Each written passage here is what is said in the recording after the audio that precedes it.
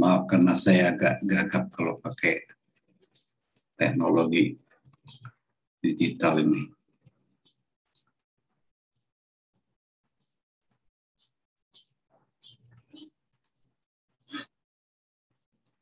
Sudah muncul belum? Sudah muncul, Pak. Sudah, Bapak. Saya ambil aja langsung dari goals mata kuliah Daskombang ya. Enggak lama kok, hanya mungkin maksimum 20 menit ya. Mari kita simak bersama-sama ya.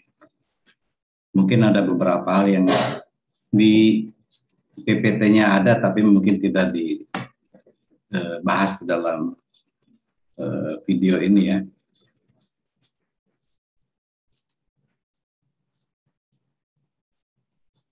Speaking adalah proses berbicara di depan sejumlah orang.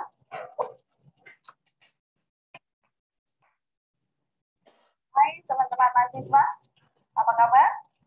Teman-teman mahasiswa, calon mahasiswa, mantan mahasiswa, atau dulu pernah menjadi mahasiswa.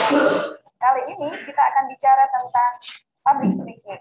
Mungkin teman-teman sudah tahu atau sudah menjadi hal yang biasa bahwa public speaking adalah proses berbicara di depan sejumlah orang untuk menyampaikan suatu maksud. Berbicara di depan publik atau public speaking punya beberapa maksud dan tujuan.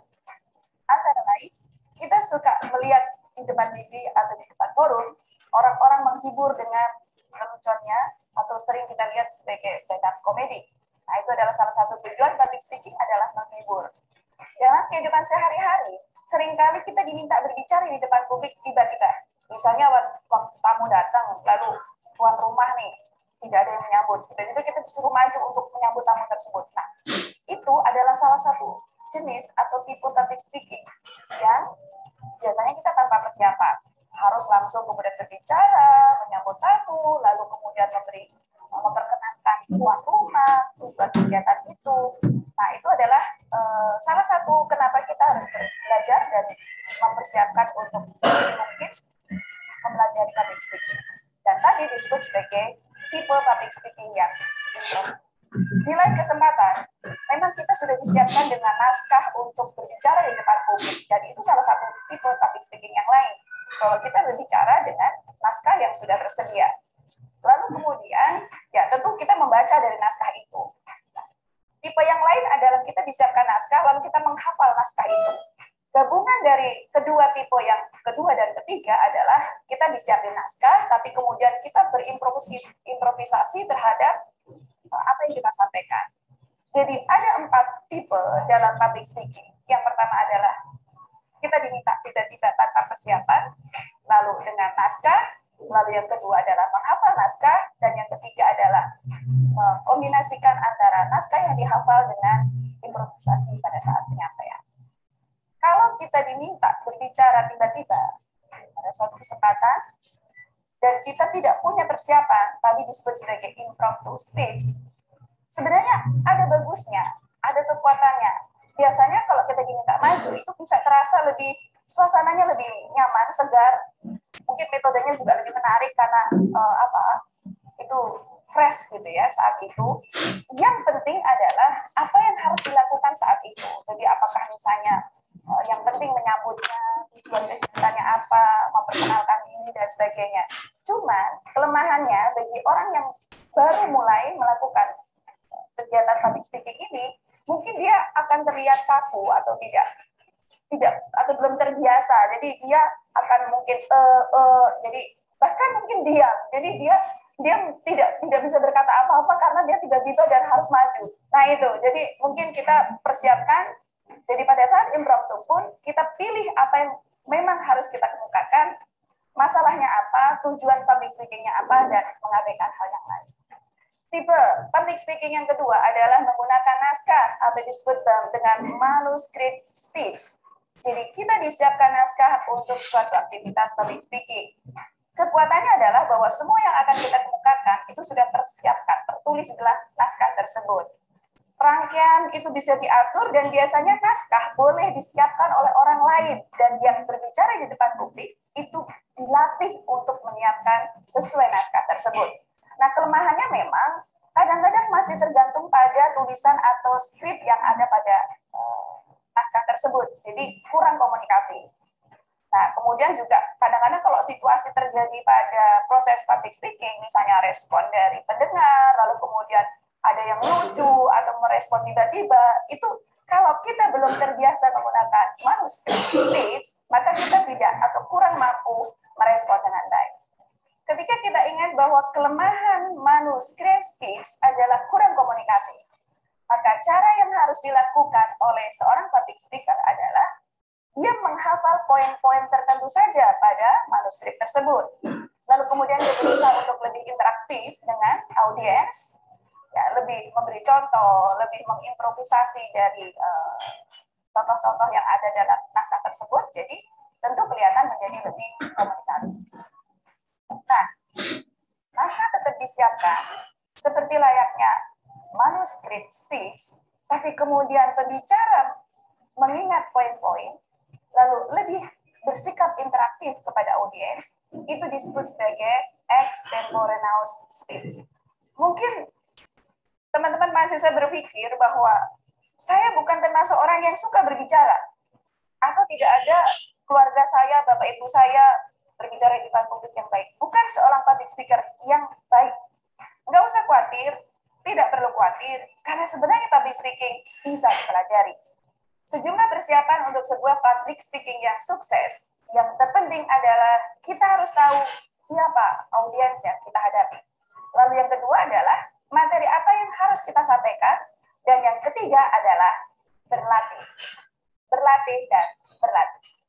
Ya, karakteristik audiens, hal-hal umum, misalnya jumlah yang hadir, lalu kemudian dia pria atau wanita, berapa umurnya, pekerjaannya, pendidikannya. Lalu juga, selain hal-hal yang umum, hal-hal yang khusus yang perlu kita pelajari adalah motivasi dia hadir pada acara kita, itu apa?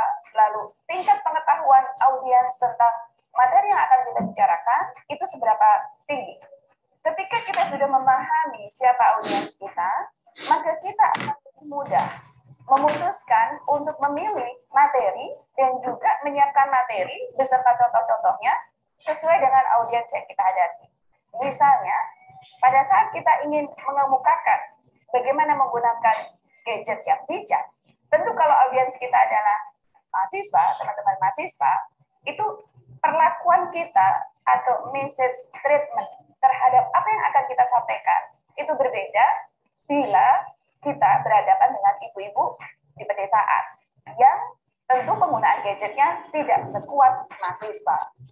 Nah, teman-teman tadi sudah mempelajari karakteristik audiens berkaitan dengan materi yang kita pelajari. Nah, pada saat kita sudah mengetahui siapa audiens kita, maka kita kemudian membuat keputusan untuk menyusun materi pembicaraan itu supaya pertama, mudah dimengerti, yang kedua, audiens percaya bahwa yang kita sampaikan itu benar, dan yang ketiga adalah mengikuti kiat-kiat yang kita sampaikan. Beberapa yang kita lakukan menuju pada pesan yang sifatnya persuasif. Penyusunan pesan persuasif adalah berorientasi pada tindakan. Jadi, setelah kita menginformasikan sesuatu, maka kita berharap bahwa audiens akan mengikuti tahap-tahap yang kita harapkan dilakukan.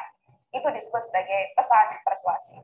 Karakteristik dari pesan persuasif adalah, pertama kita memberikan informasi secara lengkap, lalu di akhir ditambahkan dengan penguatan berupa kutipan-kutipan maupun dari testimoni seseorang. Nah, setelah kita mengenal siapa audiens kita, lalu kita persiapkan materinya, maka persiapan berikutnya adalah kita harus mengetahui di mana tempat kita akan melakukan public speaking. Mengenal tempat adalah persiapan yang sangat penting, datang lebih awal, lalu kita tahu di mana posisi kita berdiri, alat-alat yang kita gunakan seperti apa, kondisi ruangannya seperti apa. Itu adalah bagian dari persiapan dari tempat. Nah, setelah kita persiapan materi, mengetahui audiens, persiapan tempat, persiapan apa yang harus kita lakukan pada diri kita berkaitan dengan penampilan fisik kita. Apakah kita harus meniru gaya seseorang atau kita pilih cara kita sendiri? Sebenarnya, waktu kita memilih penampilan berupa pakaian apa yang kita kenakan, tentu sangat tergantung pada situasi saat komunikasi itu berlangsung. Apakah indoor, ataukah outdoor, apakah acaranya formal, ataukah acaranya informal, adakah dress code yang ditetapkan oleh panitia.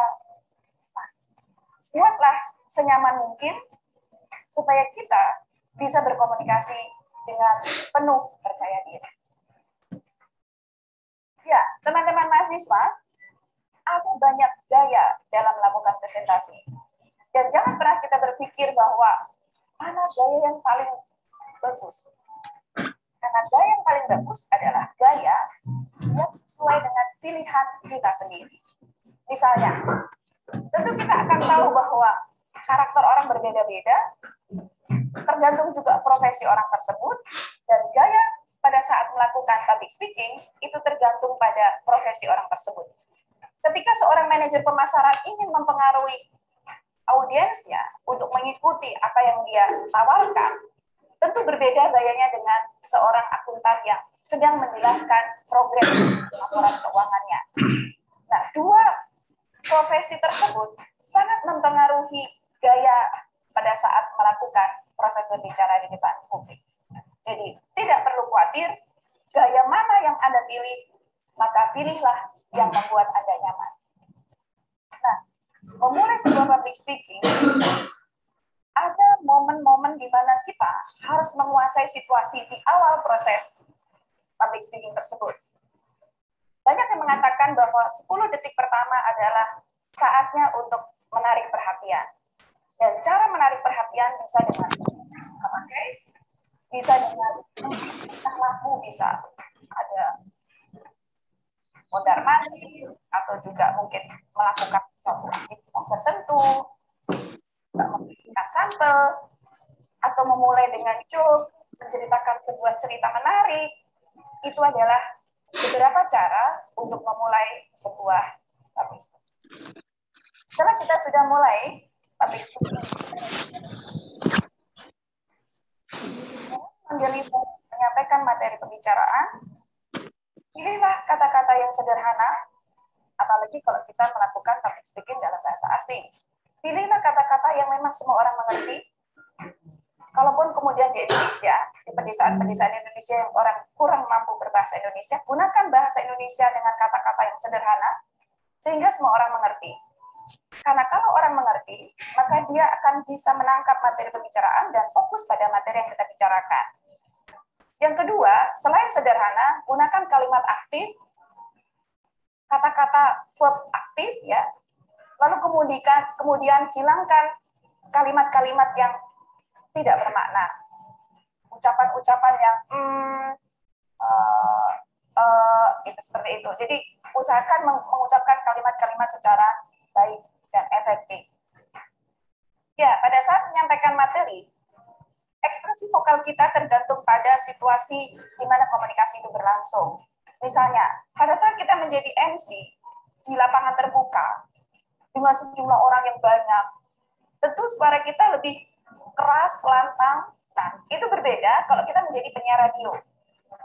Berbeda juga kalau kita sedang di kelas menjelaskan suatu materi kepada praktikan atau kepada mahasiswa. Jadi, tinggi rendah suara, jeda, kecepatan berbicara, itu sangat tergantung pada momen apa yang kita hadapi. Semakin serius situasinya, maka semakin kita memelankan ritme suara atau temponya, lalu pitch jedanya juga lebih ditekan. Jadi tergantung pada situasi komunikasi itu berlangsung. Ya, di akhir sesi saya akan review tadi dari materi untuk public speaking. Hal yang terpenting adalah materi pembicaraan, lalu yang kedua adalah kata-kata untuk pesan verbal, dan yang ketiga adalah hal yang tidak kalah pentingnya adalah ekspresi nonverbal atau gerak tubuh. Nah, seringkali seorang pembicara menjadi sangat tidak ekspresif. Nah, sebenarnya itu adalah pesan nonverbal dalam public speaking. Nah, pesan nonverbal dalam public speaking selain tadi melekat pada ekspresi pada suara, sebenarnya juga melekat pada ekspresi pada gerak bahasa tubuh. Misalnya kontak mata. Seringkali ketika masuk dalam proses public speaking, kita berdiri di tengah ruangan, lalu kemudian pandangan menyapu ke seluruh ruangan, lalu memberikan perhatian pada titik-titik tertentu. Lalu kemudian ekspresi pada saat kita menjelaskan, sedapat mungkin kita kelihatan antusias, semangat. Supaya apa? Supaya yang mendengarkan juga ikut bersemangat. Nah, usahakan tidak terlalu mengganggu gerak badan kita. Kalaupun mondar-mandir juga santai, lalu gerakan tangan juga tidak seperti orang bermain deklamasi, ya. Dan juga membuat kita menjadi mudah ya, berinteraksi dengan audiens. Nah, teman-teman, seberapa penting kita menggunakan alat bantu dalam public speaking? Alat bantu dalam public speaking meliputi dua minimal, yaitu alat bantu visual dan alat bantu multimedia. Alat bantu multimedia antara lain adalah proyektor, juga ada yang disebut dengan teleprompter. Proyektor adalah untuk membantu pembicara menampilkan hal-hal yang ingin dikomunikasikan, dan teleprompter membantu pembicara untuk membaca poin-poin materi dari media pemberi pesan.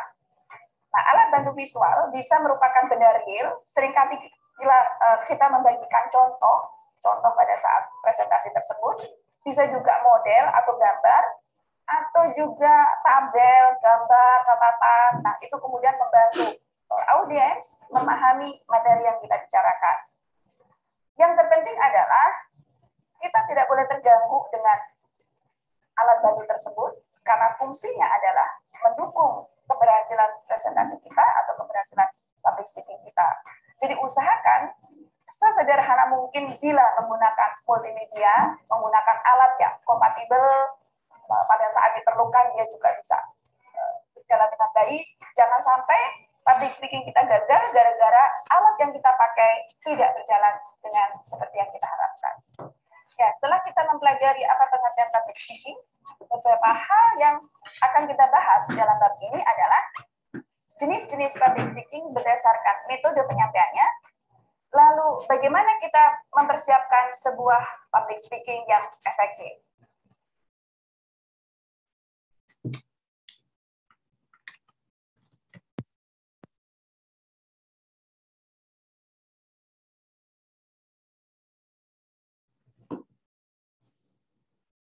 Baik, itulah tadi ya yang bisa kita simak sama-sama tentang public speaking. Jadi sudah banyak tadi dibahas dari mulai pengertiannya, kemudian bagaimana mempersiapkan public speaking, termasuk juga metode-metode atau tipe-tipe yang disebutkan di situ ya, sampai ke bagaimana menggunakan alat bantu dalam public speaking ya.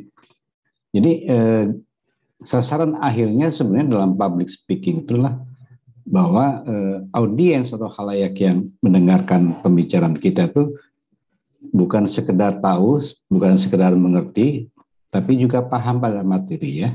Jadi tergantung pada tujuan dari public speaking tadi sudah dicontohkan misalnya dengan contoh apa tadi stand up comedy ya. Nah kalau kita nonton stand up comedy, kalau kita bisa tertawa itu berarti tujuannya tercapai ya. Beda dengan yang public speaking yang tujuannya persuasif itu perlu upaya khusus yang lebih serius atau lebih sistematis dari si pembicara. Ya. Karena memang tujuannya adalah mengubah perilaku atau tadi disebutkan oleh Bu Nindo adalah berorientasi pada tindakan. Ya. Baik, kita akan coba simak lagi dari apa namanya dari materinya ya. Mohon maaf belum dibuka ya. Ada beberapa hal yang mungkin tidak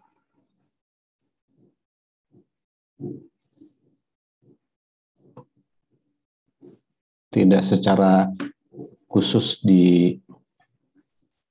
disampaikan oleh tadi di video tadi itu yang kita lihat di dalam PPT-nya ya.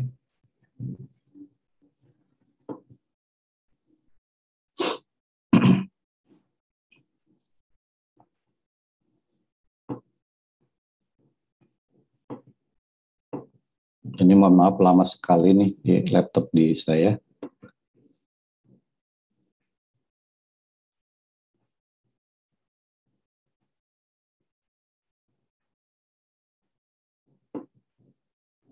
Belum muncul juga ya. Sudah muncul belum? Sudah muncul, Pak. Nah, ini karena formatnya bukan PPT tapi dalam bentuk PDF, jadi saya tidak bisa mengutak-atik lagi nih.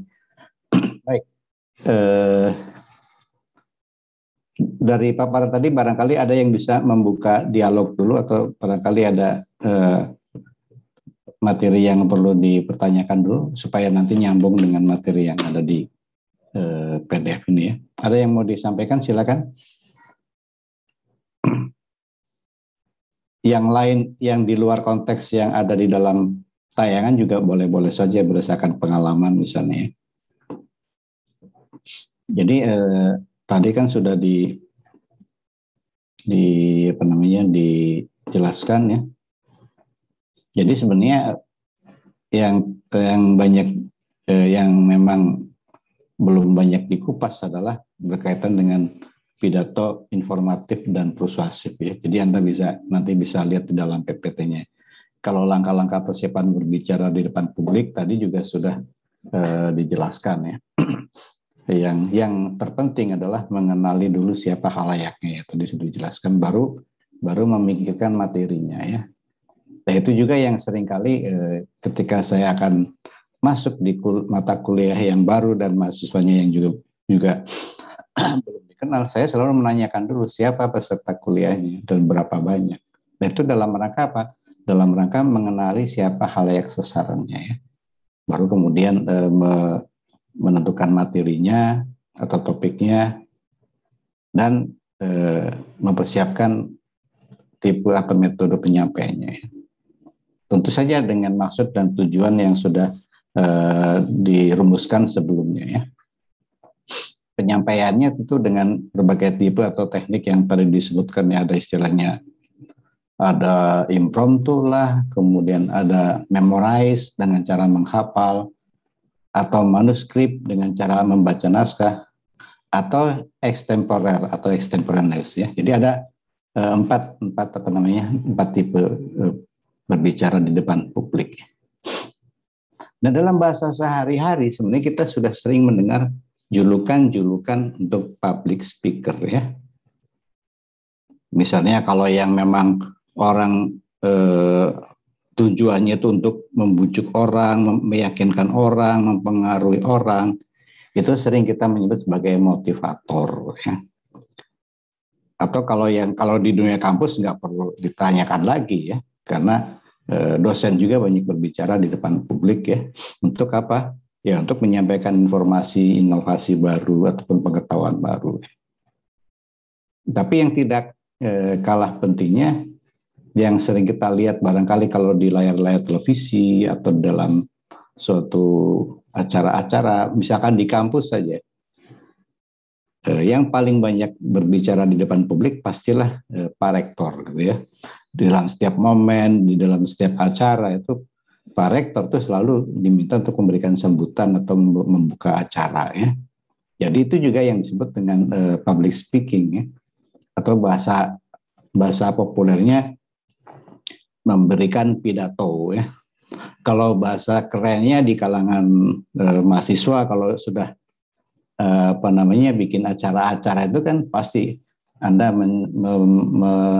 mencari yang akan berbicara sebagai pembicara kunci atau keynote speaker ya.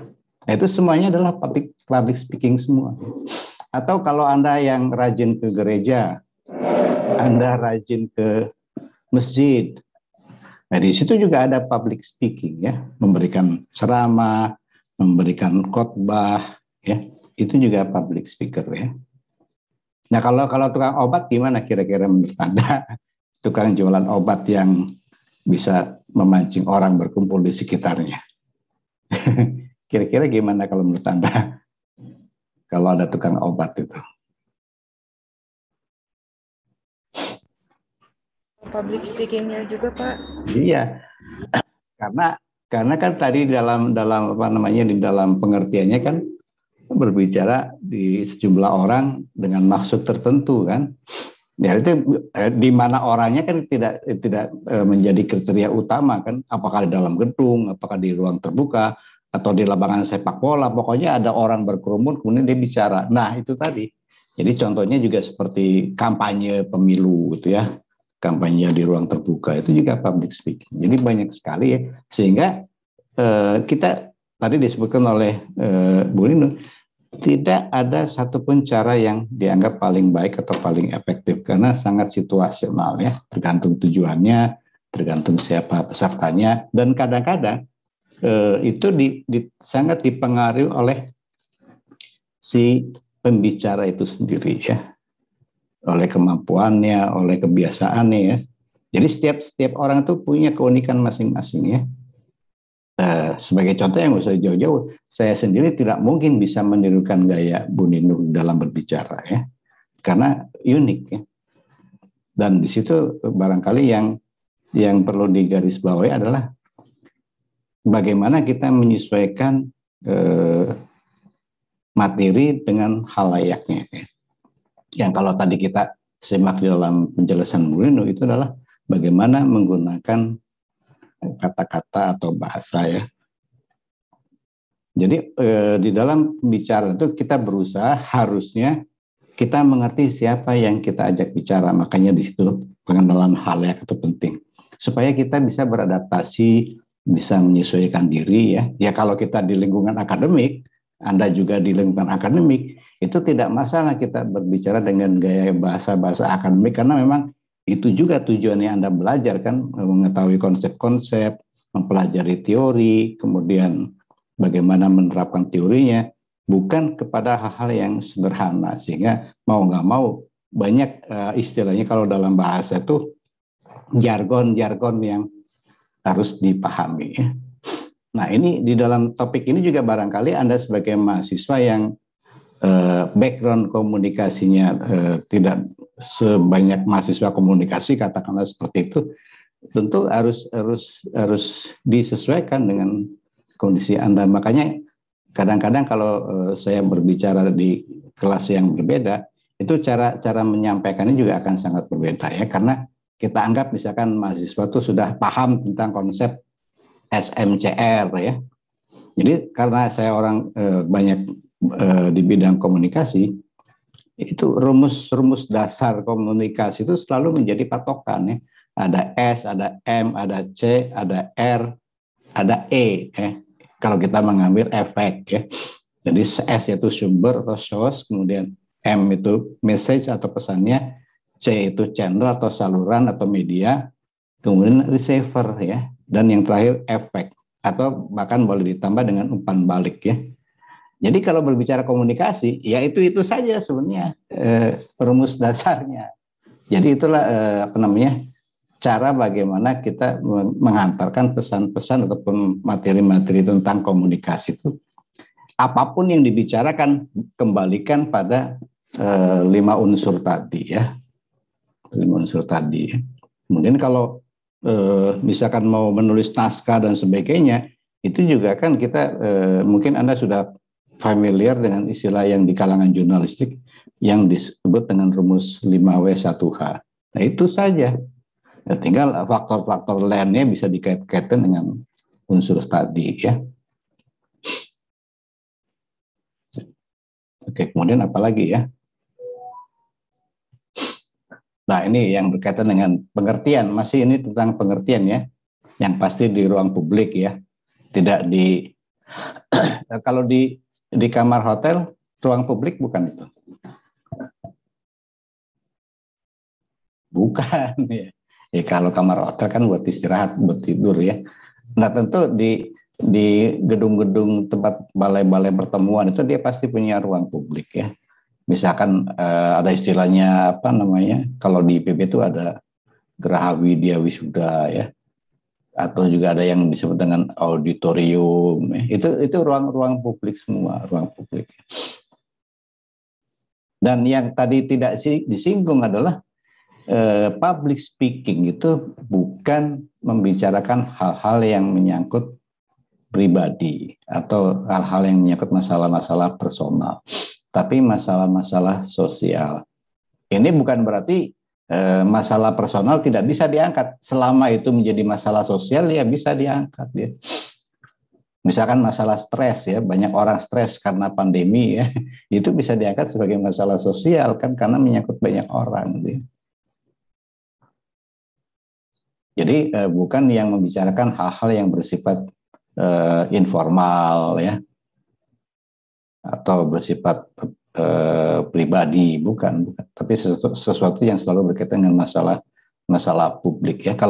Kalau saya lebih senang menyuguhkan istilah masalah-masalah publik ya, karena saya banyak bergelut di bidang tentang media, jadi lebih senang mengatakan publik ya. Tapi sama saja ya. Kan kalau masalah sosial kan dalam perspektif sosiologis ya. Tapi kalau dalam perspektif komunikasi atau media komunikasi itu adalah publik. Makanya kemudian disebut istilahnya public speaking, bukan social speaking gitu ya. Melibatkan norma perilaku yang relatif jelas ya. Karena apa? Karena berbicara di depan publik itu cenderung formal, maka harus mengikuti aturan-aturan yang ditetapkan. Ya, kalau dalam suatu seminar misalnya, itu pasti ada panitianya yang mengatur kan, termasuk sampai ke tempat presentasinya, tempat duduknya dan sebagainya sudah diatur sedemikian rupa ya. Tadi juga sudah dibahas tentang halayaknya atau partisipannya. Jadi orang-orang yang terlibat di dalam komunikasi publik tersebut yang menjadi audiensnya atau menjadi halayaknya. Ya. Kemudian tadi ya disesuaikan dengan setting, tempat, waktu, dan atmosfer emosional antar orang dalam peristiwa itu juga harus dipertimbangkan ya.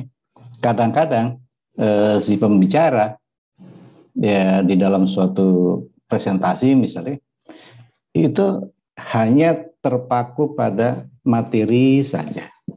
Nah ini yang bahayanya, karena apa?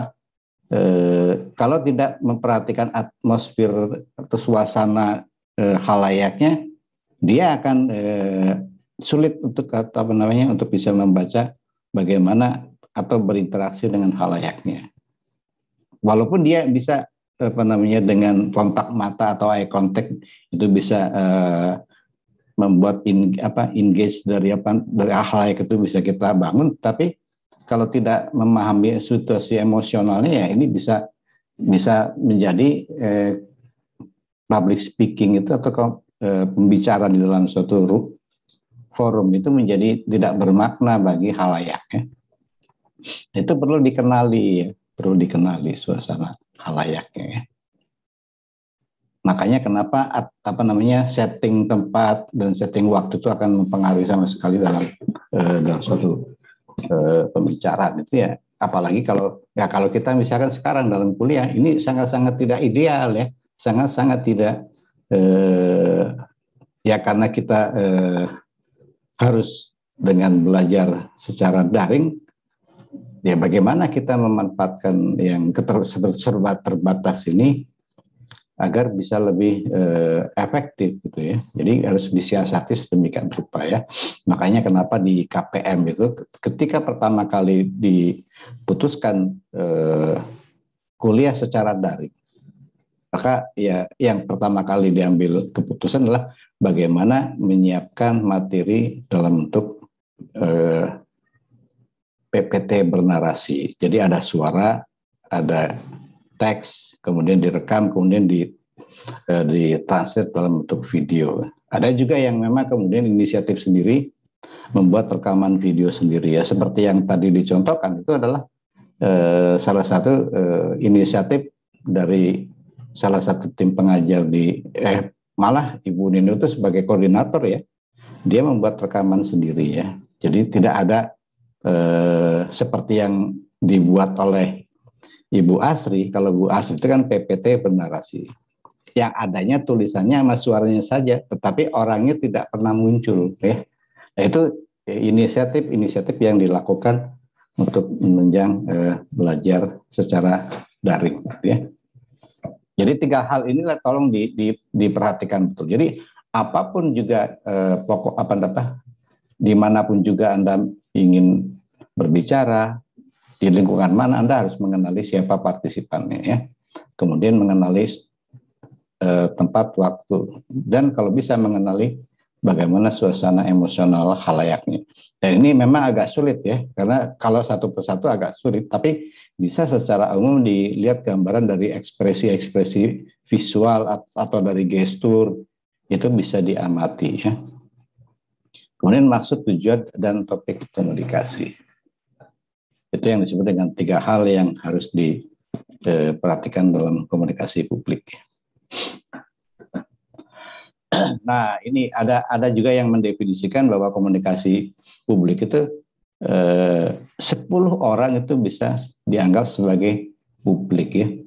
Jadi kalau ada tukang obat, tadi saya ilustrasikan dengan tukang obat, kemudian banyak warga yang berkerumun di sekitar itu karena dia sedang berkoar-koar mempromosikan dagangannya, atau bagaimana dia menarik supaya orang berkumpul sehingga terkumpullah lebih dari 10 orang ya.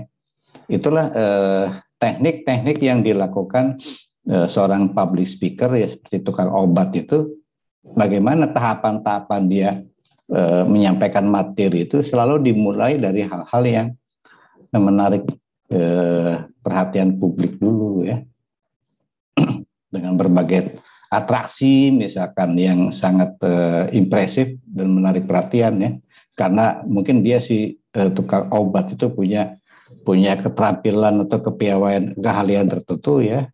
Biasanya sih kalau dulu saya pernah waktu kecil itu, dia banyak sering memperagakan sulap dan sebagainya ya. Itu cara-cara yang digunakan untuk menarik perhatian ya.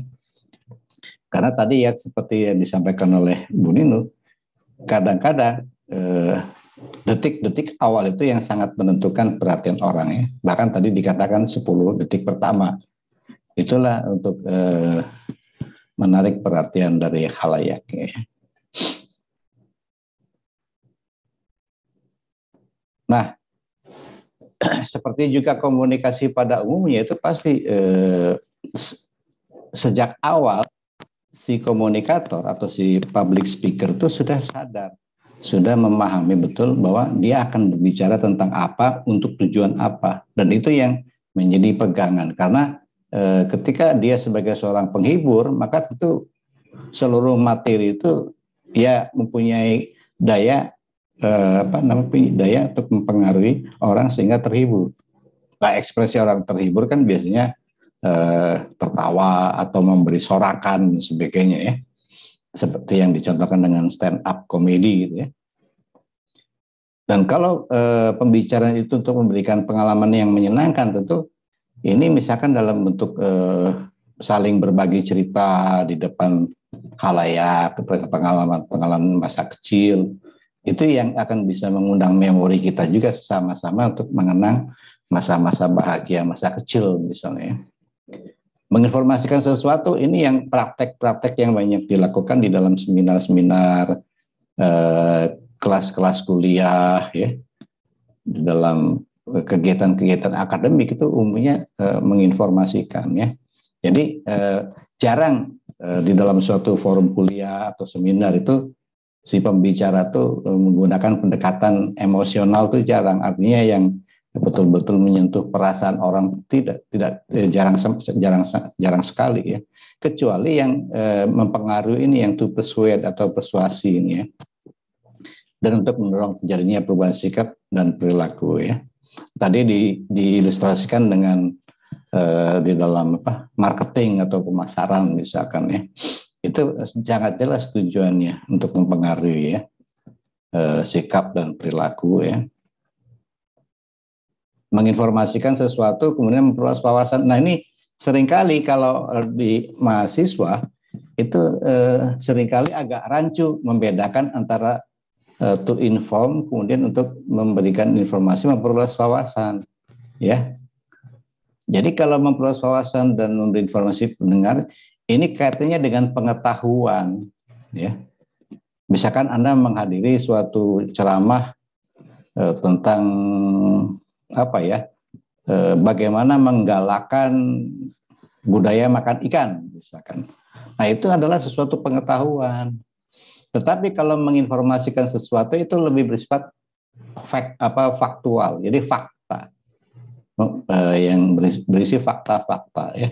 Makanya biasanya kaitannya dengan peristiwa tentang kejadian yang biasanya menginformasikan ini banyak dilakoni porsinya di kalangan media-media massa ya, melalui televisi, melalui koran, informasi itu yang disebut dengan menginformasikan sesuatu itu adalah tentang fakta atau peristiwa ya, terutama yang terkini ya. Ya bahasa awalnya ya berita itulah informasi yang sifatnya informatif ya. Sedangkan untuk memperluas wawasan itu lebih banyak kepada aspek pengetahuan atau kalau dalam bahasa kita istilahnya untuk memperkaya wawasan kognitif seseorang ya, wawasan pengetahuan ya. Jadi kaitannya dengan jadi bagaimana si komunikator itu menyentuh pikiran orang. Jadi touch the mind ya. Nah, kalau persuasi touch the heart. Jadi menyentuh hati ya. Itu bedanya. Jadi semua pesan-pesan yang sangat menyentuh hati itulah yang disebut dengan pesan persuasif ya. Pesan persuasif. Jadi tergantung siapa yang ingin kita pengaruhi. Yaitu sentuhlah hatinya. Ya. Kira-kira begitu. Nah, kalau misalkan Anda tertarik pada seseorang, ya bagaimana menundukkan hati seseorang tersebut kan kira-kira begitu kan. Itulah yang disebut dengan persuasif ya. Nah, bagaimana supaya kita bisa mempersuasi orang, itu di situ banyak yang disebut dengan appeal pesannya ya. Bagaimana pendekatan pesannya. Makanya kalau orang-orang kita atau anak-anak muda kita sering bagaimana pendekatannya yang kemudian secara bahasa kita disebutnya apel tadi gitu ya, apel malam minggu misalnya kan, itu sebenarnya pendekatan ya, apel ya. Pesan-pesan yang disajikan untuk mempersuasi ya apel pesan tadi.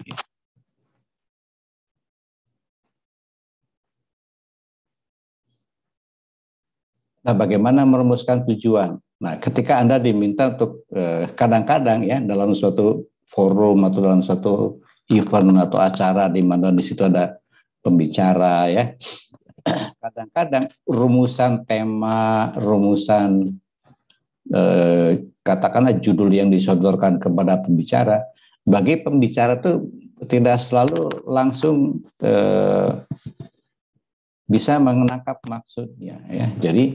Jadi di situ maka tujuan-tujuan termasuk tujuan dalam apapun juga itu harus dirumuskan dengan baik ya. Harus dirumuskan dengan baik. Nah, kalau di dalam kalau nggak salah di komunikasi bisnis itu juga disinggung juga tentang komunikasi apa tujuan komunikasi yang baik itu.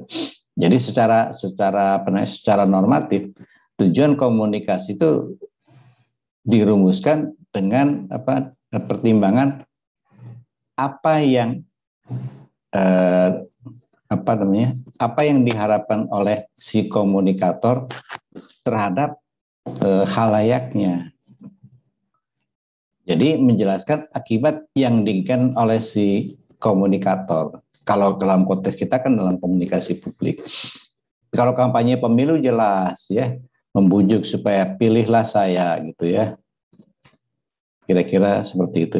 Jadi harus jelas akibatnya atau efek dari komunikasi atau pembicaraan kita itu harus dirumuskan dengan jelas ya. Dengan rumusan yang spesifik ya.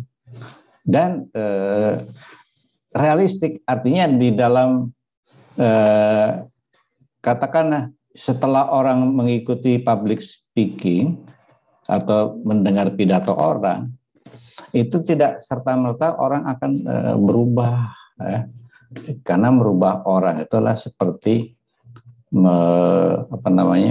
kalau Scrum itu sering menganalogikan walaupun batu tuh keras, tapi kalau dia selalu dikenai dengan cucuran air, misalkan di pancuran, itu lama-lama batu juga akan terkikis. Nah, itulah menggambarkan analogi bagaimana persuasi ataupun mengubah perilaku orang itu sesuatu yang perlu waktu ya.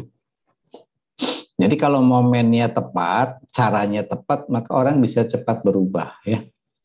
Jadi ibaratnya sudah ada atmosfer yang kalau bahasa orang-orang itu sudah chemistry ya, chemistry-nya itu sudah pas, itu akan mudah mempengaruhi orang gitu ya. Jadi harus realistik juga. Jadi realistik itu kaitannya dengan waktu yang tersedia itu apakah bisa memungkinkan orang berubah sesuai dengan keinginan kita ya. Jadi kalau sudah semata-mata untuk menambah pengetahuan, hanya untuk menambah wawasan, ya mungkin bisa dalam tempo yang cepat ya, bisa orang itu bisa berubah atau bertambah pemahamannya atau wawasannya ya. Karena hanya berkaitan dengan pikiran dia ya. Tetapi kalau masalah hati itu bukan hal yang mudah ya. Itu sudah menjadi hal yang umum ya, sering dibicarakan orang ya. Makanya kalau ada statement-statement yang berkaitan dengan perubahan sikap atau apalagi perubahan perilaku, itu hal yang mudah-mudah sulit atau gampang-gampang susah ya. Nah, untuk hal yang sangat praktis ini juga tadi sudah disinggung juga mengenai langkah-langkah persiapan berbicara di depan publik ya.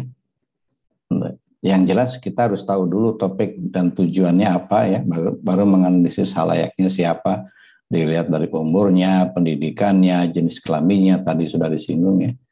Nah, baru ya meneliti topik. Ini maksudnya apa? Meneliti topik itu adalah memperkaya materi yang mau kita bahas. Jadi melalui referensi dan sebagainya kita perlu mengumpulkan bahan-bahan lah, kalau bahasa gampangnya mengumpulkan bahan-bahan untuk pidato ya dari berbagai sumber. Kemudian baru dari situ dirumuskan poin-poin penting yang mau disampaikan ya, dan masalah-masalah pokoknya apa ya. Karena di dalam format penyampaian materi itu memang seringkali orang akan concern dengan masalah ya. Jadi ketika si pembicara itu melontarkan permasalahannya dulu, itu akan punya daya tarik tersendiri, karena barangkali masalah yang dikemukakan itu juga masalah kita juga, kira-kira begitu lah. Jadi dipaparkan masalahnya, kemudian dianalisa, kemudian dibahas ya. Sampai nanti pada ujung-ujungnya barangkali semacam rumusan atau rangkuman atau kesimpulan atau apapun namanya ya, kalau tergantung pada pokok topik yang dibahas gitu ya. Apa sih? Karena ini kadang-kadang saya juga bingung ini merumuskan tesis ya. Jadi ini hanya berupa poin-poin penting yang bisa juga menunjukkan hubungan antara satu hal dengan hal yang lain. Jadi dalam suatu pernyataan tertulis yang disebut dengan tesis itu yang sebenarnya sudah sebelumnya sudah dibuktikan sehingga bisa dipertanggungjawabkan ya. Jadi tesis itu apa? Misalkan makan ikan akan meningkatkan status gizi seseorang. Itulah tesis, dan itu pernyataan itu nggak bisa lagi dibantah karena sudah dibuktikan sebagai pernyataan yang benar gitu ya. Jadi itu yang disebut dengan tesis. Jadi rumusan materi juga bisa dirumuskan dalam bentuk tesis seperti itu ya, sehingga nanti materi selanjutnya itu dibahas dengan apa itu ikan apa saja yang mempunyai nilai gizi tinggi gitu. Kemudian bagaimana cara mengkonsumsinya, besarannya ataupun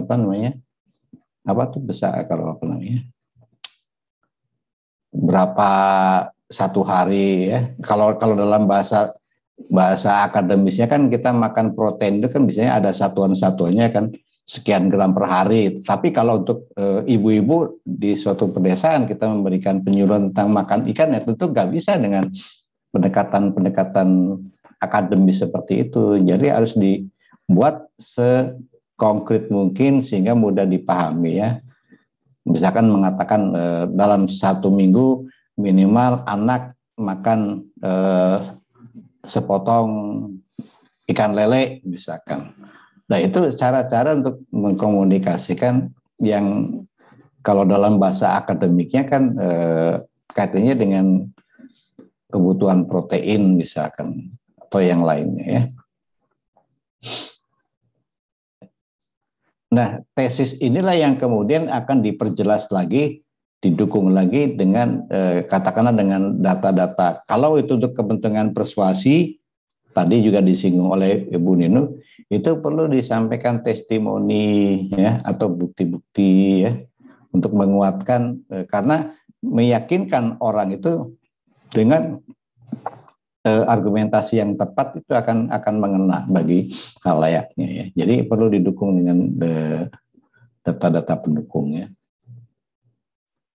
Nah, kalau materinya sudah semua, maka Anda mulai berpikir bagaimana Anda mengorganisasikan materinya, mana yang ditaruh di awal, mana yang ditaruh di tengah, mana yang menjadi fokus perhatian materi kita dalam pembahasan yang panjang lebar, itu dalam mengorganisasikan pesannya atau bahan pembicaraannya.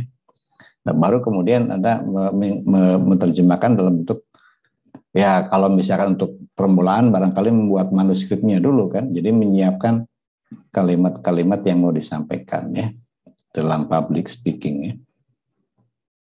Dan yang juga tidak kalah pentingnya adalah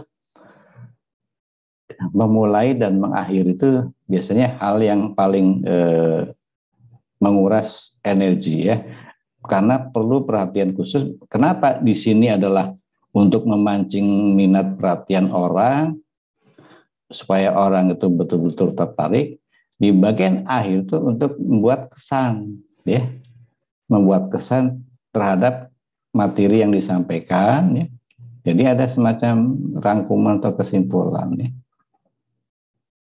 Dan itu secara normatif biasanya juga di dalam suatu forum-forum yang kita tidak tahu kapan dia selesainya, itu kita bisa menduga-duga ketika nada bicaranya udah mulai menurun, kemudian kata-katanya itu lebih banyak tidak lagi membahas materinya, maka kita bisa menduga itu adalah tanda dia akan mengakhiri ya, tanda pamitnya gitu ya.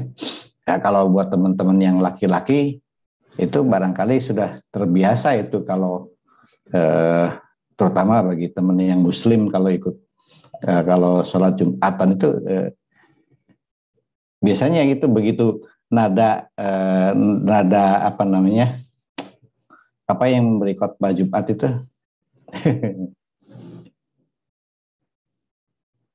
yang memberi khotbah itu nada-nadanya udah mulai menurun, itu justru di situ Anda mulai bangun dari ngantuknya kan, oh ini karena udah mau berakhir apa khotbah Jumat ya, jadi Anda terbangun gitu ya, karena sedang membaca akan berakhir ya. Makanya di dalam bicara dalam publik yang khas seperti khotbah itu juga biasanya sudah ada apa namanya aturan-aturan yang bakunya itu yang harus diikuti ya. Itu sama saja ya, karena khotbah, ceramah itu semuanya adalah public speaking gitu ya. Apalagi ya, oh ini tadi juga sudah diingatkan oleh Bu Ninu ya. Jadi jangan takut, jangan khawatir Anda tidak bisa berbicara di depan publik ya. Karena apa? Karena hampir semua orang yang sudah sekarang piawai berbicara di depan publik itulah pernah mengalami apa yang disebut dengan demam panggung ya. Ya contohnya tokoh yang sangat populer sekarang di media tuh ya, seperti Najwa Shihab misalnya. Ya ketika ditanyakan pengalamannya ya pernah juga dia merasakan grogi-grogi begitu ya. Karena itu hal yang wajar, hal yang wajar. Jadi harus diperlakukan secara wajar juga gitu ya. Memang ada faktor-faktor tertentu yang membuat orang seringkali agak gugup, agak grogi. Karena apa? Karena Anda berbicara hal-hal yang Anda sendiri mungkin belum menguasai sepenuhnya. Karena itu adalah hal yang baru ya. Atau Anda merasa minder karena Anda berbicara di depan orang-orang yang Anda anggap, wah saya berbicara di depan orang-orang yang mungkin jauh lebih pintar dari saya. Sehingga Anda merasa rendah diri. Itu yang hal-hal yang muncul dari perasaan-perasaan seperti itu ya, atau Anda membeda-bedakan atau membanding-bandingkan dengan orang lain ya, atau tentang kesadaran diri juga gitu ya. Artinya Anda bagaimana perasaan Anda ketika tampil di depan publik, bagaimana Anda kalau Anda merasa makanya orang selalu mengatakan usahakanlah Anda pede saja, kira-kira begitu anjurannya kan. Pokoknya percaya diri saja gitu ya. Jadi sikap seperti itu seringkali harus ditanamkan dalam kesadaran diri kita, bahwa bagaimanapun juga Anda harus punya kesadaran apapun yang mau saya katakan, bayangannya kan seperti itu, bahwa saya sendirilah yang paling tahu, orang lain tidak banyak tahu.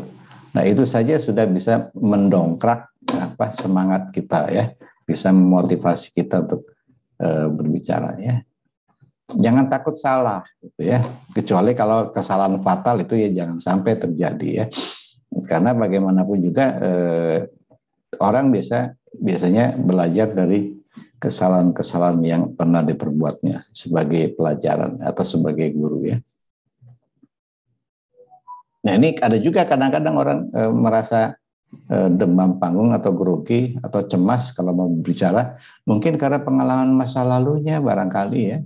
Ketika pernah sekali ditampil di forum, Anda ditimpukin batu misalkan kasarnya gitu ya, disorakin oleh penonton misalkan, wah ini pengalaman masa lalu yang sangat menyakitkan itu kan, dan itu akan berpengaruh pada kedepannya. Itu yang dimaksud dengan pengalaman masa lalu ya.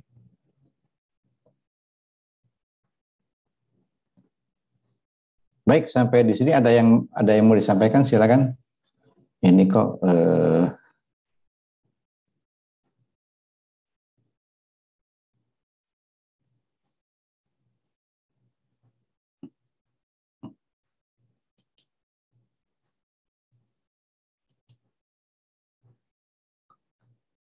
kenapa kok gambarnya hilang semua ya?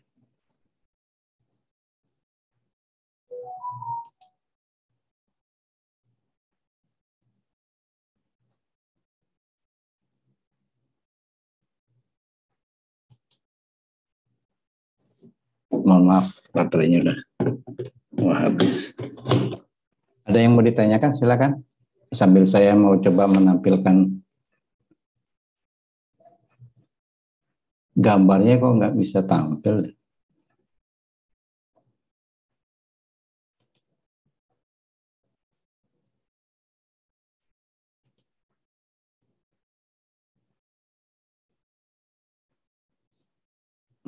Kalau PDF-nya masih tampil nggak?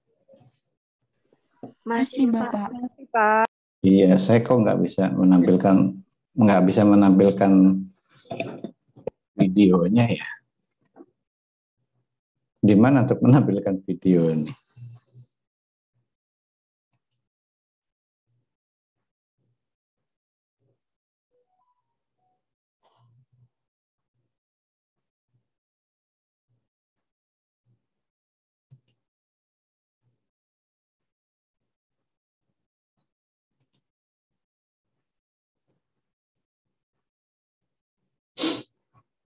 Nah ini tadi kalau ada masalah-masalah yang tadi disebutkan tentang demam panggung itu, ini ada beberapa saran ya.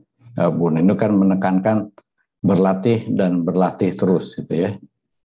Nah, kalau dulu sih ada orang mengatakan anggap aja orang yang kita hadapi itu batu gitu ya. Ya tentu saja sebenarnya ungkapan seperti itu kurang tepat juga. Mungkin maksudnya Anda seperti berbicara di depan orang yang juga tidak bisa bicara, itu kan hanya persepsi saja ya. Tapi kan sebenarnya justru kita menghadapi realita ketika berbicara di depan forum itu mereka bereaksi pada kita ya, mencari pengalaman ya, menganggap demam panggung itu sebagai hal yang wajar yang dialami oleh semua orang ya. Di mana-mana orang selalu mengalami kendala ataupun ada gangguan ketika memulai sesuatu yang baru ya. Sama seperti ketika Anda takut waktu kecil belajar sepeda ya. Tapi setiap orang yang belajar sepeda harus siap untuk jatuh kan. Jadi seperti itu kira-kira begitulah ya. Sebagai suatu kewajaran ya. Kalau sudah mau tampilnya tentu kita harus bisa menyesuaikan diri ya, ritme karena kita bicara tuh banyak menguras energi ya, pernapasan kita, maka tentu harus bisa mengatur diri bagaimana tempo bicaranya, termasuk nada bicaranya ya. Kemudian barulah berusaha menyampaikan pesan secara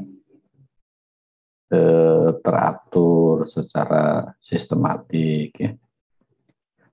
Makanya di dalam suatu prosesi apa ya, misalkan di dalam dalam prosesi yang lainnya itu faktor pernapasan itu menjadi hal yang penting ketika kita berbicara ya.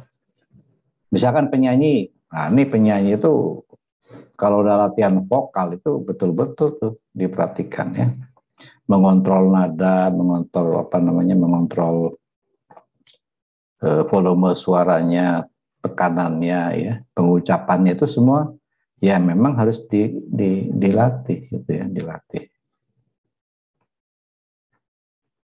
Ini tadi sudah ya. Nah ini kaitannya dengan dukungan dari komunikasi nonverbal di dalam public speaking ya. Karena public speaking itu biasanya di hadapan orang banyak. Jadi komunikasinya langsung, komunikasinya lisan atau oral, maka ekspresi itu menjadi penting, ekspresi tubuh, terutama untuk vokalisasi suaranya. Apalagi kalau dalam komunikasi yang sifatnya antar pribadi atau interpersonal ya. Kenapa? Karena banyak orang menangkap makna pesan itu justru dari petunjuk-petunjuk yang kita sebut dengan petunjuk nonverbal, apakah dari suaranya, apakah dari gerakan tubuhnya, gesturnya. Kemudian tadi disinggung oleh Bu Ninu juga soal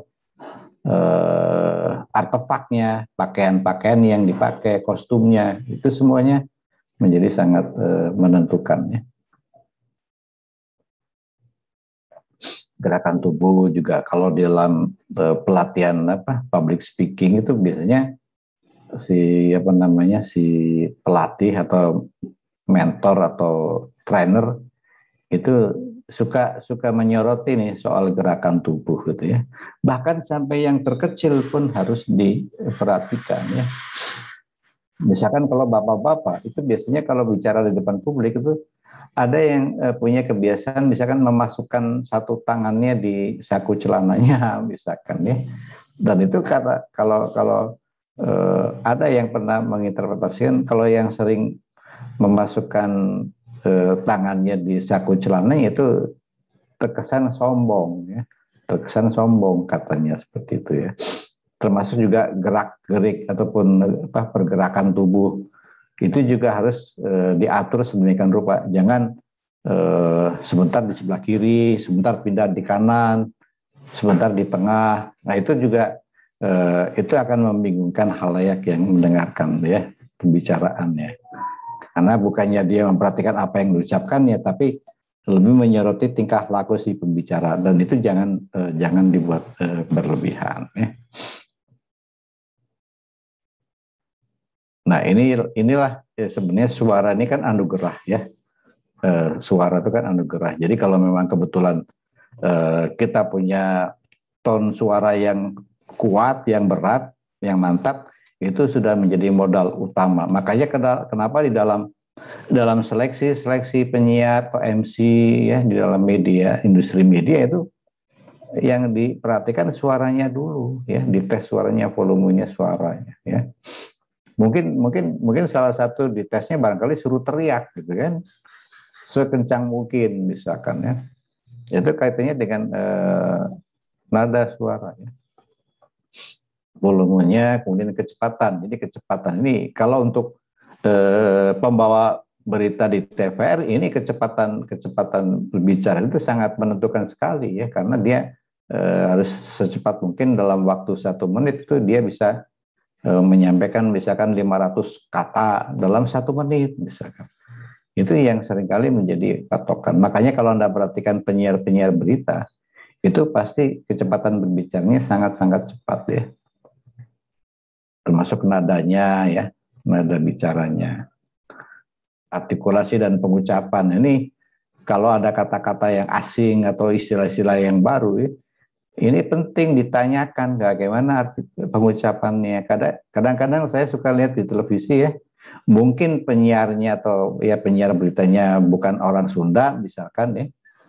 Jadi melafalkan istilah Sunda itu kadang-kadang kurang tepat, apalagi menggunakan istilah-istilah bahasa daerah lain gitu ya. Kadang-kadang kurang tepat ya. Dan itu harus diperhatikan ketika mengucapkan, apalagi bahasa asing ya, bahasa Jepang, bahasa Korea, dan lain-lainnya.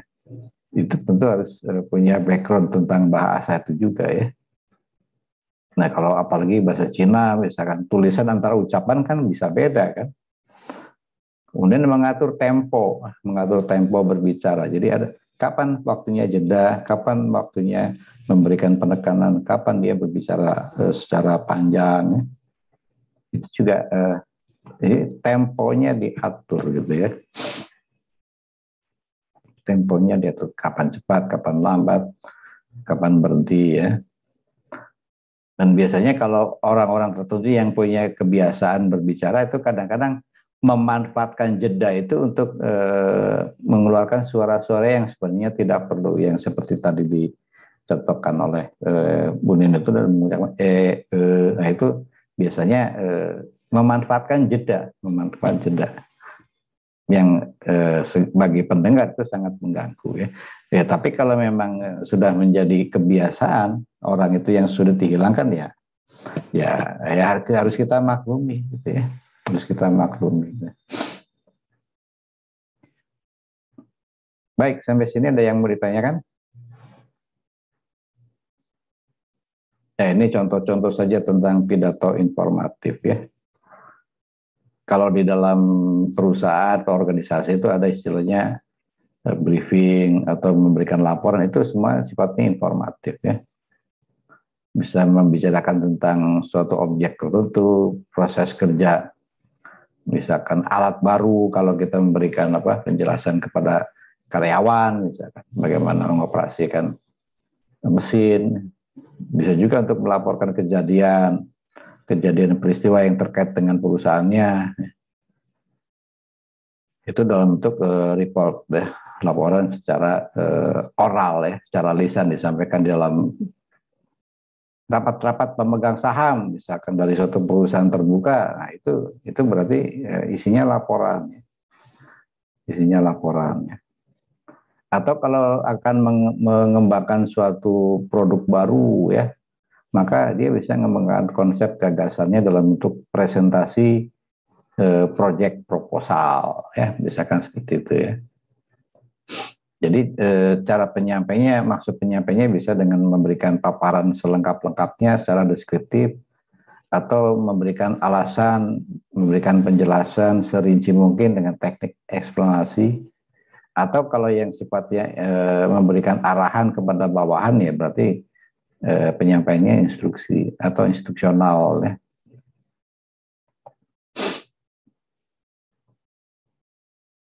Nah ini yang tentang pidato persuasif tadi, ini juga rumusan-rumusan seperti ini barangkali harus dikonkretkan dalam bentuk contoh-contoh. Ini kadang-kadang kita juga menemukan kesulitan tersendiri ya kalau kita tidak betul-betul menguasai materi yang mau kita sampaikan ya. Tetapi di sini ada tipe-tipe persuasi dalam penyampaian pesan itu adalah dengan proposisi ya. Jadi proposisi ini juga sama, pernyataan-pernyataan yang sudah bisa dipertanggungjawabkan apakah dia benar atau salah, kira-kira begitu ya. Yang tidak perlu pembuktian lagi gitu ya.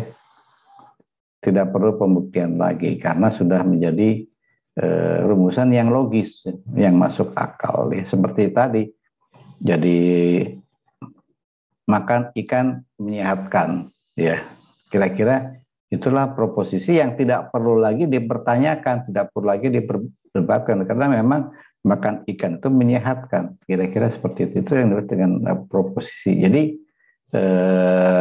tidak perlu dengan tadi yang disebutkan dengan testimoni ataupun pembuktian ataupun argumentasi berdasarkan fakta, berdasarkan data, itu tidak perlu. Makanya ketika kita membuat slogan-slogan, membuat anjuran-anjuran, itu semua dalam bentuk proposisi saja. Jadi bukan dalam bentuk pernyataan yang verbal kalimat, itu enggak, tapi dalam bentuk pernyataan-pernyataan yang proposisi saja ya. Jadi bukan kalimat lengkap, jadi bentuknya dalam bentuk parafrase misalkan, atau bahkan frase gitu ya, kalau dalam istilah bahasa ya. Kemudian bisa juga berorientasi pada hasil atau target yang diharapkan ya. Jadi misalkan memberikan penyuluhan kepada sekelompok ibu-ibu untuk mencegah stunting di kalangan untuk mencegah stunting anak-anaknya ya, berarti harapan dari si public speaker itu adalah supaya ibu-ibu punya kesadaran, bukan hanya kesadaran tapi juga mau mengubah sikapnya terhadap konsumsi makan ikan ya. Jadi itulah yang kita harapkan ya. Nah, itu bagaimana supaya ibu-ibu itu bisa punya kesadaran, kemudian dia mengambil sikap dan mau mengubah sikapnya. Dan strategi, ya ini strategi persuasi itu tentu bisa macam-macam nih pendekatannya ya. Dan itu tergantung juga apa yang kita punyai ataupun pengetahuan ataupun bahan materi-materi yang sudah kita siapkan itu apakah sudah menunjang atau tidak ya. Ada juga pendekatan atau strategi di mana penyampaian pesan persuasi itu yang bersifat langsung ya. Dalam pendekatannya itu pendekatan langsung ya. Jadi di sini membiasakan katakanlah tadi ibu-ibu itu dengan pendekatan perilaku baru ya. Jadi membuat ibu-ibu itu mau melakukan sesuatu yang baru. Dan di situ perlu diberikan contoh dan perlu dilibatkan langsung di dalam praktek-praktek ya. Misalkan membuat olahan ikan ya, mereka dilibatkan langsung dalam prosesnya, walaupun sekedar untuk membersihkan duri atau apa misalkan, atau untuk memotong-motong misalkan, atau membuang sisik ikan, tetapi ada keterlibatan langsung dalam mempraktekkan suatu kebiasaan baru ataupun teknik baru. Jadi itu yang sifatnya pendekatan-pendekatan yang langsung ya. Karena prinsipnya ada pepatah yang mengatakan orang itu baru percaya kalau melihat ya, kemudian dia baru mau kalau dia dilibatkan dalam mengerjakannya. Jadi ada learning by doing, ada seeing is believing. Jadi membangkitkan keyakinan atau kepercayaan orang itu dengan melihat langsung prakteknya. Jadi itu yang disebut dengan directness dalam pendekatannya.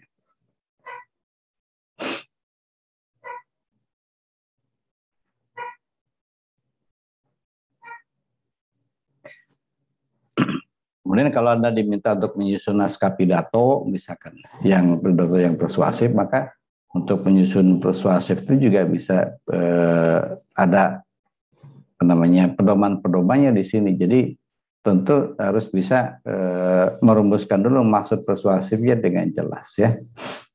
Karena persuasi itu kaitannya dengan sikap. Nah, sikap itu pasti ada kaitannya dengan keyakinan, dengan kepercayaan. Nah, itu maka strategi pesannya juga harus dibuat sedemikian rupa. Nah, ini biasanya strategi pesan persuasi, penyusunan pesan persuasi itu strategi yang banyak diterapkan di dalam dunia pemasaran atau dunia iklan, dunia periklanan itu yang paling berkembang ya. Sehingga model-model persuasifnya juga secara teoritis itu sudah banyak di model yang dikembangkan oleh para ahli tentang penyusunan pesan persuasif ya. Jadi nanti ketika menyusun struktur pesan ya, itu bagaimana pesan yang katakanlah yang paling gampangnya pesan-pesan informatif itu tujuan untuk meningkatkan pengetahuan ya. Kemudian pesan-pesan yang persuasif kan untuk mempengaruhi sikap atau perilaku ya. Nah itu secara komunikasi itu bisa disusun pesan-pesan yang komunikatif dan persuasif juga gitu ya. Jadi nada-nadanya bujukan, nada-nada rayuan gitu ya. Walaupun kadang-kadang rayonnya rayon gombal gitu ya, misalkan nih, tetapi tetap harus dikonstruksikan sedemikian rupa sehingga orang tergerak hatinya ya. Bukan hanya pikirannya yang tergerak, tapi juga hatinya yang tergerak ya. Itulah kunci dari pesan persuasif ya. Supaya orang menerima juga tentu harus diceritakan dulu bagaimana persoalan yang dihadapi. Misalkan kalau anak-anak kurang vitamin A, maka dijelaskan masalahnya apa, akan terjadi apa. Jadi diungkapkan dulu ya, ya. Tidak langsung otomatis kita menganjurkan ibu-ibu tolong anaknya diberikan sumber vitamin A yang cukup.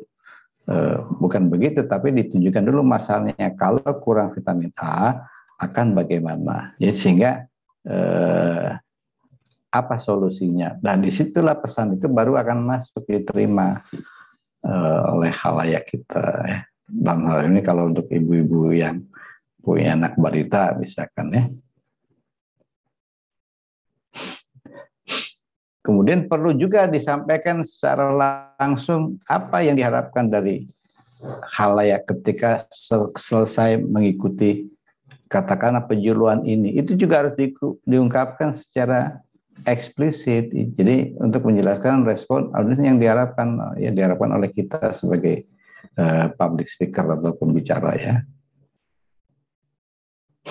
Dan bagaimana strateginya tadi ya, tekniknya atau metodenya ataupun kiatnya barangkali ini di sini dianjurkan mengadaptasi model struktur persuasif ya. Nah, ini sangat banyak yang bisa dibicarakan di sini kalau kita berbicara dengan struktur persuasif ya. Tetapi paling tidak kita bisa belajar misalkan dalam teori-teori marketing bagaimana konsep-konsep mengubah perilaku ataupun pengaruh itu sudah dikembangkan secara kompleks ya, secara detail dalam strategi bagaimana pemasaran atau komunikasi pemasaran yang efektif kira-kira begitu, itu sudah banyak dikembangkan gitu ya. Nah mungkin itu sesi yang sangat luas cakupannya sehingga saya tidak akan membahas secara lebih dalam lagi ya. Karena ada juga bagaimana mempersuasi orang tuh dengan pendekatan teori belajar ya. Itu bisa juga kalau kita menggunakan pendekatan dari kalangan pendidik atau pendidikan orang dewasa atau penyuluhan, itu bisa juga menggunakan strategi belajar dengan pendekatan teori hierarki efek komunikasi ya. Orang itu akan mengubah perilakunya dulu misalkan dengan cara ya semacam dipaksa dulu gitu ya, karena lama-lama jadi biasa karena sudah menikmati ya seperti misalkan membujuk orang-orang untuk vaksin COVID aja kan bukan persoalan yang sederhana kan, makanya diberikan contoh dulu sampai harus disorot di kamera ketika presiden pertama kali disuntik vaksin COVID gitu ya. Nah itu strategi persuasif dengan memberikan testimoni ataupun contoh ya, sehingga orang mudah dibujuk ya.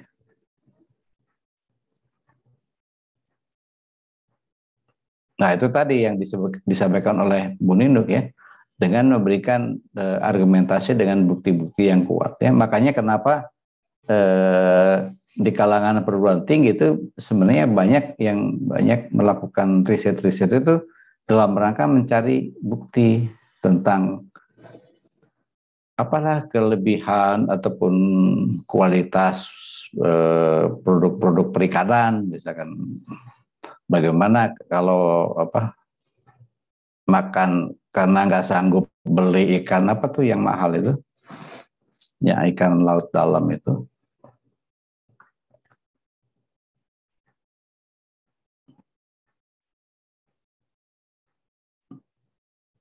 Yang kandungan omega 3-nya tinggi gitu ya. Nah tentu perlu dicarikan misalkan jenis-jenis ikan lain yang kualitasnya kurang lebih mirip-mirip dengan ikan itu. Saya lupa nama ikannya apa tuh ya. Katanya ternyata ikan kembung itu jauh lebih tidak kalah kualitasnya dengan ikan tuna atau ikan apa saya lupa ya. Nah itu kan butuh riset untuk memberikan menjustifikasi ya tentang kualitas ikan. Jadi suatu gagasan, suatu ide ataupun bujukan tentang sesuatu hal itu harus disertakan dengan bukti-bukti yang kuat. Jadi di situ salah satunya adalah dengan memberikan testimoni dari orang yang pernah melakukannya, misalkan ya. Jadi dari hasil risetnya itu kemudian kita pakai untuk memberikan untuk melakukan citasi ya, sumber-sumber yang secara cermat kita kutip pendapatnya, hasil penelitiannya untuk menguatkan apa yang mau kita sampaikan kepada khalayak ya.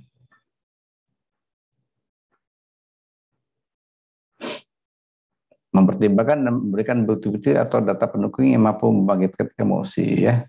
Itu tadi bisa dengan memberikan ilustrasi pengalaman ya, testimoni orang yang pernah mencobanya ya, sehingga bisa. Kenapa bisa terbangkitkan emosinya? Ya karena testimoni itu memberikan contoh, bisa mewakili kelompok tertentu misalnya, sehingga akan membangkitkan emosi orang ya. Dengan memberikan argumentasi yang kuat dan tepat. Ini sebenarnya apa namanya? Ini yang disebut dengan strategi-strategi persuasi itu seperti itu ya. Ada yang menekankan kepada pembuktian, ada yang menekankan pada testimoni ya, atau hanya dengan argumentasi ya. Tetapi kita kalau argumentasi kita yang bisa dipercaya orang, itu biasanya memang harus terkait dengan bukti-bukti yang kuat sehingga orang percaya kan. Jadi ini poin-poin ini merupakan poin yang biasanya saling berinteraksi satu sama lainnya dan memang saling mempengaruhi juga gitu ya.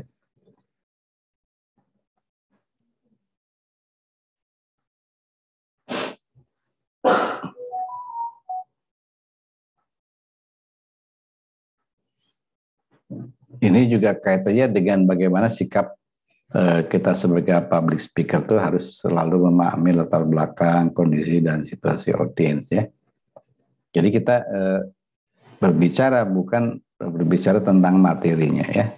Jadi kita berbicara ada kaitannya dengan orang-orang yang menjadi khalayak kita. Jadi kita perlu perhatikan ya.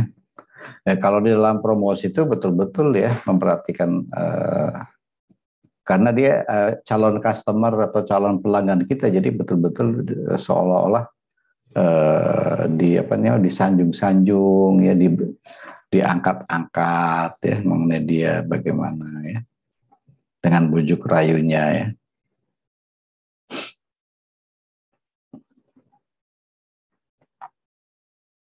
Nah, ini saya juga kurang begitu ngeh dengan statement ini ya, beradaptasi dengan audiens yang sulit atau menentang pembicara ya. Jadi ini saja kata sulitnya aja diberi tanda kutip ya.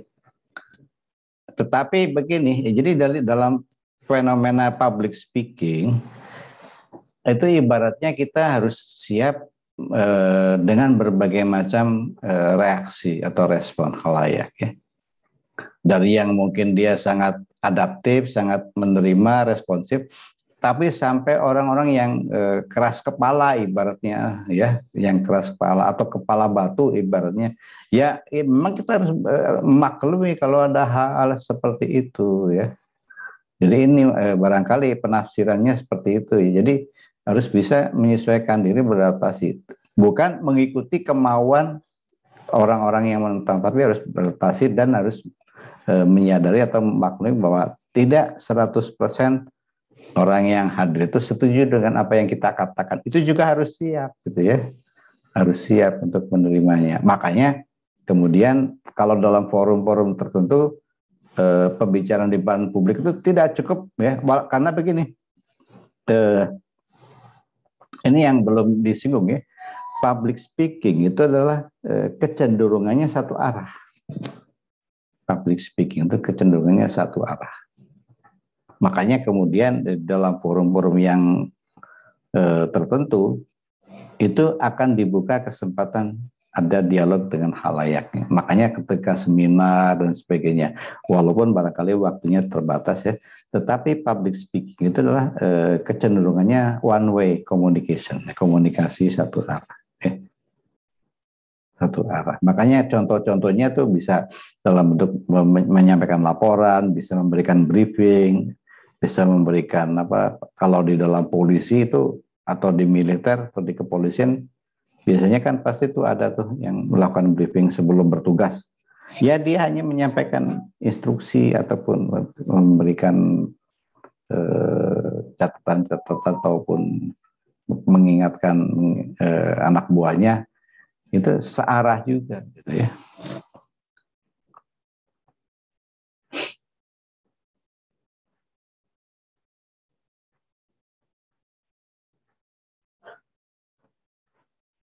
Nah, faktor yang juga tidak kalah pentingnya bagi seorang pembicara itu ada banyak orang yang membicarakan tentang kredibilitas. Ini kredibilitas itu konsep yang umurnya sudah sangat tua sekali ya, sudah sangat tua sekali. Kalau masih Anda ingat belajar sejarah studi komunikasi, itu konsep kredibilitas itu pertama kali muncul di dalam era Aristoteles ya, di dalam retorikanya ya. Jadi orang-orang yang punya kredibilitas itu dilihat dari kemampuannya ya, kompeten untuk menyampaikan materi sesuai dengan keahliannya. Kemudian dia punya karakter ya yang sifatnya integritasnya bisa dipertanggungjawabkan, bisa dibuktikan kejujurannya, adil dan terbuka, itu karakter ya. Karakter dari seorang public speaker itu diharapkan seperti itu ya. Kemudian dia juga punya karisma ya. Jadi karisma itu dibentuk karena antusiasme dari si pembicara sehingga menimbulkan ketertarikan dari khalayaknya. Jadi ini perpaduan yang ketiga K inilah yang akan menentukan kredibilitas seorang pembicara. Tadi penggunaan alat batu sudah dijelaskan, ada yang visual, ada yang apa tadi kalau disampaikan oleh Bu Ninu tadi, ada yang visual dan ada yang multimedia dibilang itu seperti ya. Jadi yang perlu dipahami adalah alat bantu itu jangan malah kita ibaratnya kalau saya pakai bahasa yang lebih kasar, barangkali kita diperbudak dengan teknologi, kira-kira seperti itu ya. Sehingga kita sibuk dengan peralatan, dengan PowerPoint, sehingga substansinya, materinya sebenarnya kita lupakan ya. Padahal ini hanya sebagai alat bantu, kan alat penunjang, jadi tidak sepenuhnya ya. Makanya kenapa misalkan di dalam kuliah pun kadang-kadang saya tidak pernah memperhatikan apa yang tertulis di sini ya, karena apa ya? Karena Anda juga kan bisa baca ini di sini kan uraian-uraiannya, tapi yang perlu ditekankan itu tadi misalkan penggunaan alat bantu itu yang sifatnya hanya penunjang, jadi bukan hal yang utama. Tetapi paling tidak kita di samping kita mengetahui bagaimana mengoperasikannya, juga yang tidak kalah pentingnya adalah Anda harus bisa mengantisipasi apa kalau ada gangguan ya, ya. Jadi kita harus bisa bagaimana teknik mengoperasikannya juga ya. Kan biasanya kalau orang-orang penting kalau berbicara menggunakan alat bantu kan ya bisa saja langsung juga dibantu dengan orang yang mengoperasikannya kan. Misalkan PowerPoint, ada stafnya yang mengoperasikan laptopnya. Apalagi di era sekarang dengan menggunakan Zoom meeting gitu kan. Nah itu kan seperti saya sendiri kan, saya juga nggak begitu terampil menggunakan Zoom meeting. Jadi memadukan berbagai berbagai menu itu kan nggak bisa ya. Jadi harus dicoba-coba dulu. Misalkan begini, saya tekan ini gitu ya. saya mau membuat tanda-tanda di sini, saya membuat garis red gitu kan, ya, memberikan penekanan di situ. Itu kan ya iseng aja tadinya, iseng-iseng aja bermain-main dengan menu-menu di sini, akhirnya lama-lama kan jadi kita bisa belajar ya. Jadi bagaimana mengoperasikannya juga menjadi hal yang penting kalau menggunakan alat bantu ya. Kalau menggunakan overhead proyektor kan juga sampai mengatur mengatur fokusnya juga ya harusnya sih mengerti itu bagaimana supaya fokus di layarnya seperti itu kan. Nah ini kalau Anda melihat presentasi kemudian orang itu menggunakan penunjuk ya, menggunakan tangannya atau menggunakan penunjuk, kemudian dia menempel-nempelkan penunjuknya di layar overhead ya. Itu sebenarnya itu yang keliru gitu ya katanya. Jadi menunjuk dengan tangan atau bahkan menghampiri layar untuk memperkuat argumentasi saat berbicara itu sebenarnya bukan cara yang tepat. Karena apa? Karena dia bisa menggunakan tools di laptop atau di komputer itu untuk memberikan penekanannya seperti yang tadi saya coba praktekkan walaupun belum terbiasa gitu kan. Itu di situ saja, jadi nggak perlu nunjuk-nunjuk di layar gitu. Kalau Anda kuliah barangkali pernah gitu sampai nunjuk-nunjuk grafik atau tabel gitu kan dengan tangannya. Itu sebenarnya di layar monitornya juga sudah bisa melakukan itu ya, bisa kelihatan. Nah sekarang saya tanya, kalau di layar Anda apakah ada pointer dari mouse nggak di situ? Saya juga belum tahu tuh.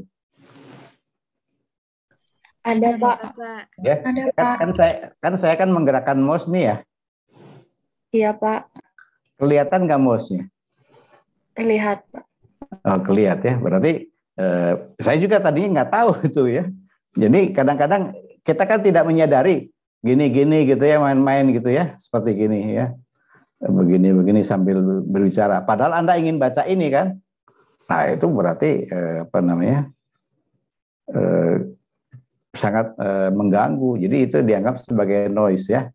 Sebut aja lah itu visual noise gitu ya. Kira-kira begitu dalam komunikasi presentasi ya.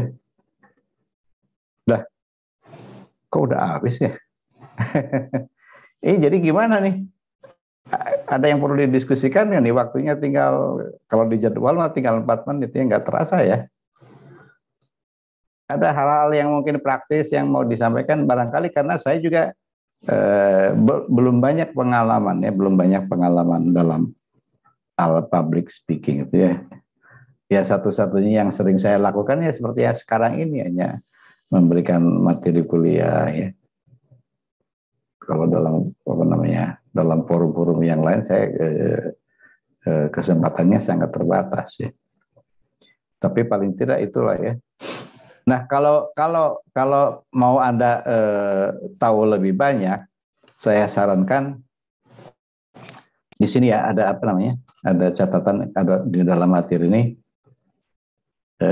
Nah, ini untuk menanggulangi rasa gelisah atau ketidaksiapan, merasa tidak bisa untuk menjadi pembicara publik, ini mencari pengalaman ya.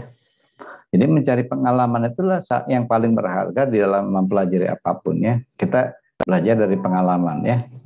Jadi kalau bukan pengalaman diri sendiri ya pengalaman orang lain. Nah sekarang itu orang belajar apa saja itu kan sangat mudah dengan didukung teknologi internet, dengan bantuan internet itu ya. Itu kan sangat-sangat mendukung sekali ya.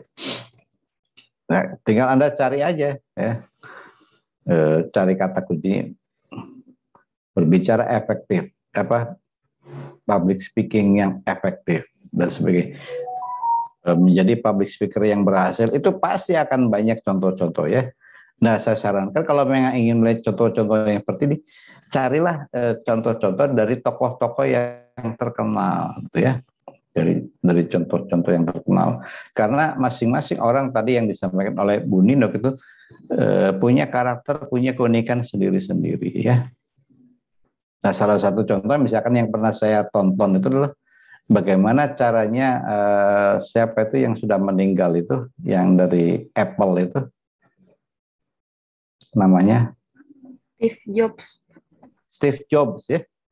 Nah itu Steve Jobs itu sangat-sangat efektif sekali ketika dia mempromosikan produk-produk barunya. Karena apa? Dia mempersiapkan secara cermat, dan yang pasti dia menguasai teknologinya itu sendiri kan. Jadi sangat-sangat simpel ya, sehingga dia punya semacam kiat atau patokan dengan menggunakan patokan angka 3 ya. Jadi semua topik pembicaraan itu dia klasifikasikan, dia bagi menjadi 3 bagian ya. Jadi ketika menampilkan PowerPoint atau tampilan di layar juga dia hanya menampilkan 3 kata kunci. Nah itulah kiat-kiat yang bisa dikembangkan secara unik. Anda juga sebenarnya harus bisa mampu bisa seperti itu menggunakan gaya. Itu yang disebut dengan style ya. Jadi gaya berbicara itu yang sangat unik yang dimiliki oleh seseorang, tetapi itu bisa jadi bahan pembelajaran dan bisa kita pelajari, bisa kita adaptasi ya. Kalau misalkan di dalam zamannya Bung Karno ya populer atau masih menjadi presiden, itu sangat disegani oleh tokoh-tokoh dunia karena kemampuan orasinya, kemampuan berpidatonya. Makanya dianggap sebagai salah satu orator yang ulung gitu ya pada masa itu ya, dan sehingga disegani ya. Karena dia punya gaya atau punya style yang selalu dipraktekkan di dalam pidato-pidatonya Bung Karno ya, dengan gaya repetisinya ya. Artinya repetisi itu mengulang kata-kata yang sama untuk mengungkapkan gagasan-gagasannya gitu ya. Kata-kata yang sama yang diulang-ulang yang dikaitkan dengan kata-kata yang lain ya.